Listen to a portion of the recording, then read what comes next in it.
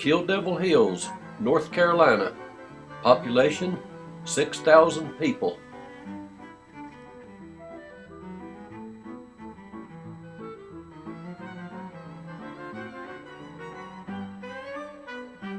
Kill Devil Hills is located 3 miles from Kitty Hawk, with its population of 3,000 people. Both of these towns are located at the north end of the Outer Banks of North Carolina, and they probably wouldn't even exist today had it not been for the Wright brothers.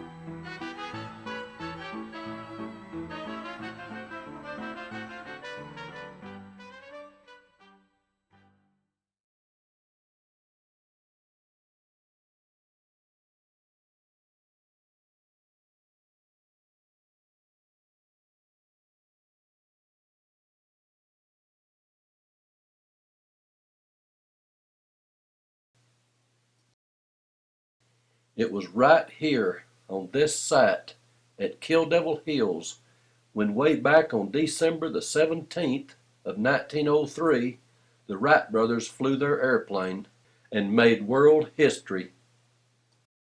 The Wright Flyer was the first airplane to fly under its own power, and the pilot had control of all 3 axes. And those 3 axes are pitch, roll, and yaw. The pitch was controlled by a forward elevator. The yaw was controlled by an aft rudder, and the airplane's roll was controlled by warping the wings.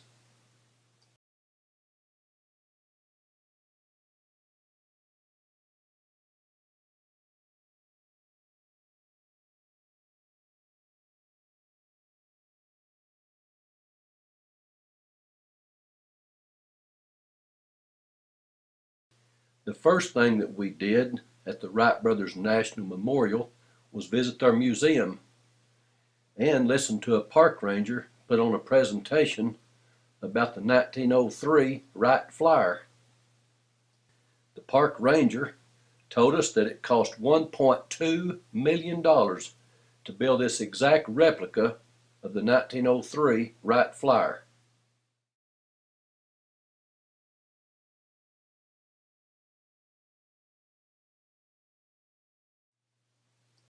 And these are some of the original hand tools that were used by the Wright brothers. And this is an exact replica of the wind tunnel built by the Wright brothers for experimenting with various airfoils. And this is one of the airfoils that the Wright brothers actually built and experimented with.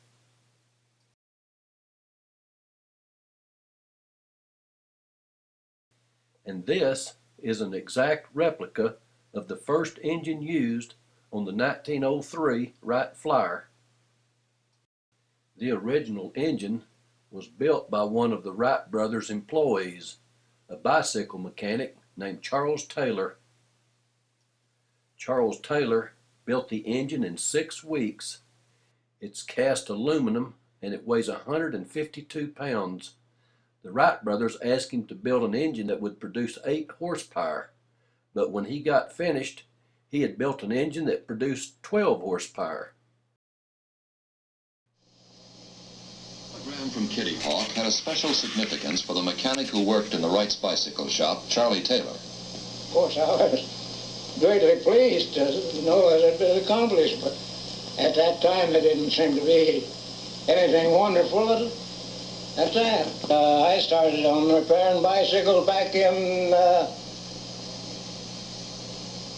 80s. And then I later went to Dayton and built bicycles for the Stoddard Manufacturing Company.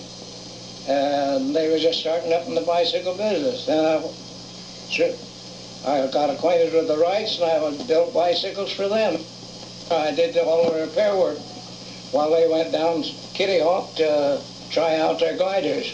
Well, and all they needed was power to keep on flying. Why, then when we designed the motor, I made all the different parts in the motor. I even made the crankshaft. So I made it out of a solid block of steel, about 32 inches long and 6 inches wide and 1.5 inches thick.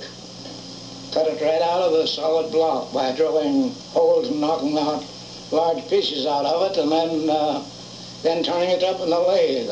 The motor itself, from the time I started till I had it ready for test, was 6 weeks.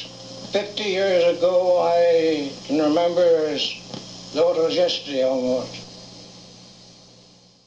And this is the actual aluminum crankcase in what's left of the original 1903 engine that was built by Charles Taylor.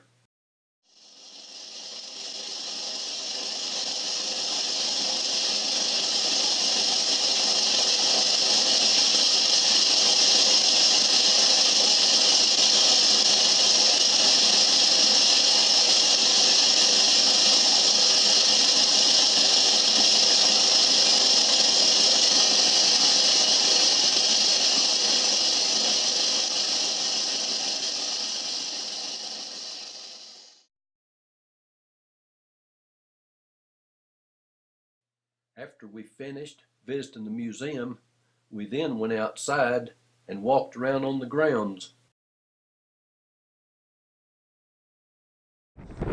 Dozens and dozens of kids come out here and fly kites every day here at Kill Devil Hills at the Wright Brothers Memorial. These kids are having a blast flying all these kites. Back over that way's the museum. We just came from it. They have a replica of the Wright Flyer in there that they claim cost over $1 million to build that replica. And they have the original engine on display that the Wright brothers built that produced 12 horsepower.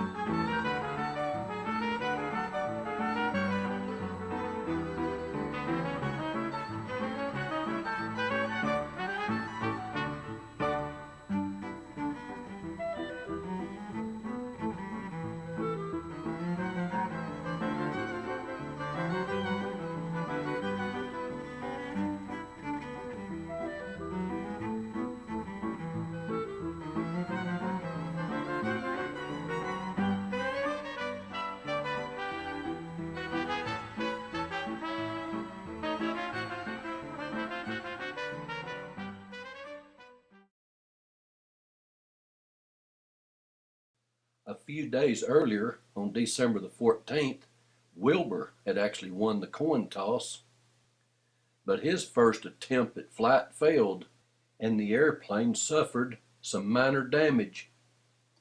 3 days later, and after repairing the airplane, it was Orville's turn to try his luck at a successful flight. Early in the morning, on December the 17th, 1903, the Wright brothers started the engine. They shook hands. Orville laid down on the wing, held the flight controls, and the rest is history. And in this famous photograph, that's Wilbur Wright running along beside the airplane as Orville lifts off the ground and makes the very first successful airplane flight in human history.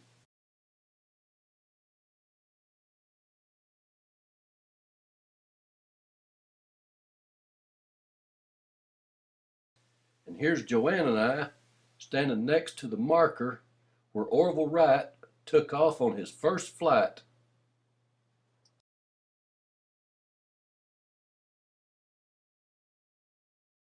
These 4 markers have been placed on the exact spots where the 4 landings were made that day. The first flight was made by Orville in 12 seconds for a distance of 120 feet.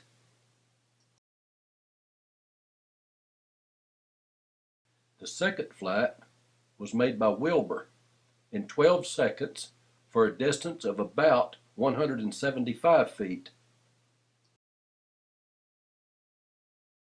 The third flight was made by Orville in 15 seconds for a distance of about 200 feet. The fourth and final flight of that day was made by Wilbur in 59 seconds for a distance of 852 feet. And Orville estimated Wilbur's altitude to be about 10 feet. Orville made the first flight, that first marker. It's 120 feet, 12-second flight. Then Wilbur made the second flight. Then Orville made the third flight. And then Wilbur finally made the fourth and last flight, 852 feet, way down there at that white marker. He made that flight in 59 seconds. They made 4 flights that day, and then a wind come up and rolled the airplane up in a ball. So that first Wright flyer on December the 17th only made 4 flights that day, and then it was history. This is where it happened, right here, Kill Devil Hills.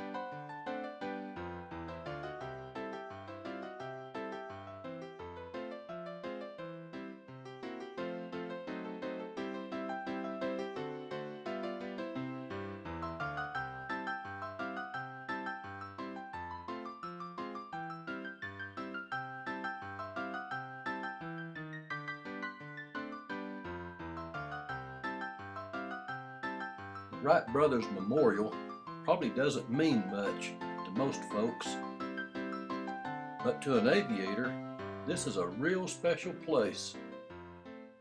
I am so glad that I got to come here and see it all for myself. I really enjoyed it, and I will never forget it.